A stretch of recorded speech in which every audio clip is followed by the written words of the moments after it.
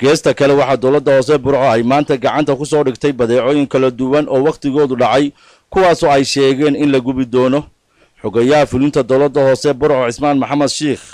oo isagu ka hadlaya badeecooyinkan dhacay ee ay soo qabteen ayaa waxa kamid ah hadaladiisii wixii aanu ka soo qabanay dawooyinkii dhacay sharaabkii dhacay raashin dhacay ashyaa badan oo laga soo ururiyay magaalada oo qolada sanitation-ka dawladda hoose ama hygiene-ta loo yaqaano iyo ciidamada dawladda hoose la shaqeeyo intaba aan booliska intaba soo qabtay waxaan markaas doonaynaa isla imikaba inaan goobtii loogu talagalay ku soo gubno dadweynihii laga soo qaadayna ay arkaan marka dadka waxaan taa ku celcelinayna in ashyaada dhacay ee maanta imika anagu aan hadaanu dawladda hoose burcanahay aan ganacsatada burco ka soo ururinay aanu ognahayna ashyaa kaloo badani inay jiro oo noocaas oo dhacay waxaanu ku adkaynaynaa in ay ummadda reer Burco ka waantoobaan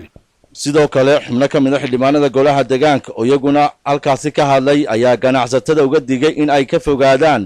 in ay iibiyaan badeecooyinka أنا اللي هاي سونا يسلو ددالة ملك استقلا ملك استقلا وعبسوا يعني عروس الليل كذا آخرية بكرين أما إيه كان يسكولوا كذا أما أرضنا ريال عرضها والدواين كي دي بتوجين كنت فيتامين كا وكم لها وحن ليه مهردا يم هو laga soo guray meherada dambe ee lama lagu ogaado oo quality control-ka hay'adda aan u sheegin meherada ruqsad haystaan ruqsadana waanu kala noqonaa baacimushirkana waanu ka xidhanaa gol ahaanna waxaan ka soo saarnaa qaraar adag oo degmada ah oo hygiene iyo firdhowrka iyo quality control-ka ay ka wada socdaan waana digniintii ugu dambeysay qofka lagu qabto assalaamu calaykum waraxmatullaahi wabarakaatuh waqtigoodu dhacay Axmed Igaale Home Cable TV